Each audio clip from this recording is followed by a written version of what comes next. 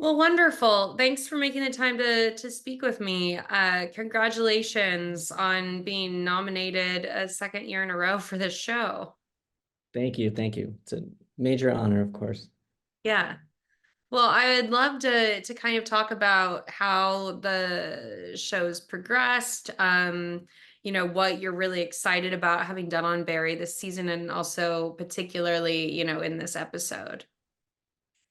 Yeah, I mean, it's always fun to like try to let a look evolve. And I think, having now done 2 years of the show, something that originally really made me gravitate towards the project was just this way that it kind of balances the human experience of the world being a place where like tragedy and comedy is all coexisting, and all around us everyone's kind of experiencing highs and lows all at the same time. And I don't know, I think it was really fun to try to develop a look that could ride that line tonally and portray the world in that way, and try to find ways to express with the camera and the composition the sense that the world is kind of indifferent to that experience, and trying to find ways to stage with our incredible cast and Bill's amazing directions, sequences that have a lot of story happening within them while the camera remains kind of quiet and not indifferent to it, but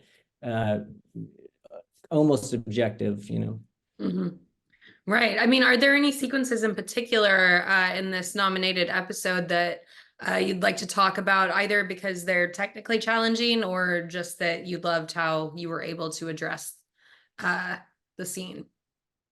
I was just really thankful to shoot this episode. I think that the whole show has a uniqueness to it, but this particular episode kind of exists as its own strange experience. We have this big time jump that happens in the previous episode, and we find our characters in a new environment. They've progressed in age, and there's just kind of this like interesting cloud or like long shadow that's kind of cast over the whole just the whole storyline. And I think as audience members, you're probably wondering what's real. Is this real? Is this another part of Barry's imagination? And uh, I really, Bill and I talked a lot in season 3 and going to season 4 about this idea of like a darkness that's kind of following Barry around. It's something of, that's part of his own making, but there's this idea that there's blackness creeping in. And a lot of times we were pretty literal in ways to express that. We did something in the previous season where Sally, played by Sarah, kind of backs herself into this like black room and envelops herself in darkness. And for this episode,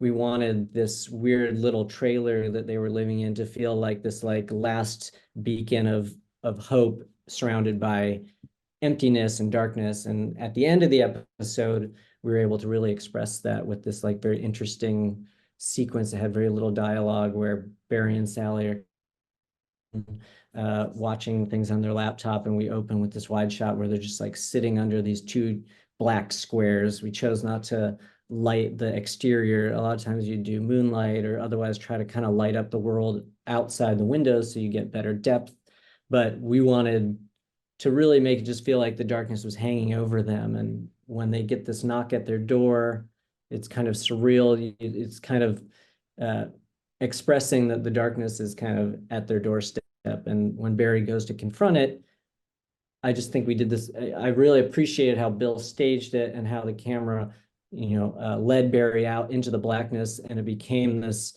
really interesting perspective of him standing there facing off the darkness. And we tried to make it feel like that blackness was a foot in front of his face. Like we really made the light just all fall off all around that. And technically it was an interesting challenge because we shot the interiors on a sound stage, and then the exteriors were all shot on location. So bridging the indoor to the outdoor experience required building portions of the trailer outside in the middle of an empty field, and just that whole thing came together, and it was really told with very minimal dialogue, and just kind of supporting this like quiet performance from Barry and Sally. And I'm just so proud of the way that kind of unfolded, because I feel like that scene, that moment has been 4 years in the making. And so it really was like this interesting culmination point that eventually leads Barry to realize he has to go back and confront his past and what he's done. God, it's like I love the whole episode. I think that there's a sequence with Barry and his son John walking through a field that is, again, it's kind of, there's a lot of dialogue happening over it, but the story is really told with the framing. It's these two characters in this tiny open empty landscape, and then as the shot develops, they grow in the frame, and then it becomes this shot that's about John's kind of alienation and loneliness, and the way that Barry's kind of keeping the outside world away from him, which is obviously going to be very confusing to a little kid who's developing and trying to understand why he's not allowed to play baseball with his friends, or why his parents don't do anything. And there's also Sarah's story, Sally, who has now finally, she's given up the dream of acting, but she's also become an actor because she's playing this role as this like this waitress that she has to put a wig on, go to work, and pretend she's someone who she isn't. And eventually she kind of pushes that to its own breaking point when she has this confrontation with Bevel in the bathroom. And the way that, again, like something that Bill does is just so, I think, so compelling and valuable for the performers, is he'll stage a sequence that on the page reads like it would be 10 or 15 setups, camera positions, something that's a little more dramatized, and he'll play something out as one very long developing shot, and the blocking kind of changes the composition so that over the course of the take, there's this moment where she leads Bevel into the bathroom, and then she kind of turns the tables on him in this interesting way. But the fact that Bill will play that scene out in one long unbroken take means that the actors can really deliver the best possible performance, because they're only going to do it for a few takes and then they're done with it. It's a lot for an actor to stay in that headspace of something so intense if you're going to shoot it for 12 hours of a day. And I think that that's just also a way that those scenes are not often staged and shot. And it kind of speaks to what I was saying earlier about this idea that, in my mind, the story is kind of about how the universe can be somewhat observational and indifferent to what the experiences is, even if it's like kind of a super dramatic moment for a person, or a funny moment. Yeah. Yeah, I mean, with so much camera movement and telling so much of a scene in one go, I mean, I feel like the lighting, has to be very specific to be able to work for all of that. What's that been like blocking and lighting for these extended takes? Well, the really great thing about our process is that we do a lot of rehearsal in prep. And so we budget time for ourselves to take the actors and either rehearse with them in the physical sets, or if we don't have those sets available, we'll just do it in a production office. But we'll get really specific about how the scene's going to play and how it will be staged. And so when it comes to the lighting of it, you can kind of create this, I call it like expressive realism, but it's you can create something that has an expressiveness to it, but it feels like the real world, because you know what the blocking is going to be, and you can work with the production designer to get lights installed where you want them. That bathroom, we only had one light in the room, I believe. I think there was just one light over the door, and we let that do everything. Everything else was just light kind of passively bounces off the walls. But once we knew the staging of the scene, we knew exactly where we could put that practical light that you see in the reflection in the mirror, and it does all the work for you. So it feels expressive, but it also is very grounded, and doesn't make the viewer think too much about the artifice of it. Right. What's it like for the second year in a row to be nominated for an ASC award for your work on Barry?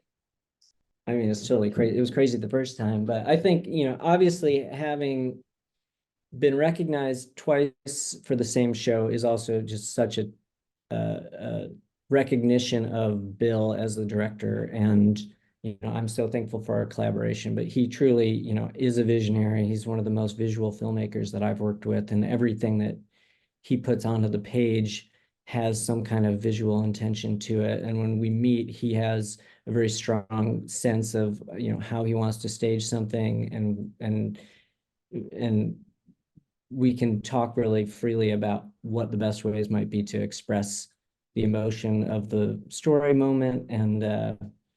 And so, it's obviously between him and our incredible crew, this is like a shared, it's something that I'm so thankful that everyone is getting recognized for, because it's definitely not just me. It's a group of people that really, this project,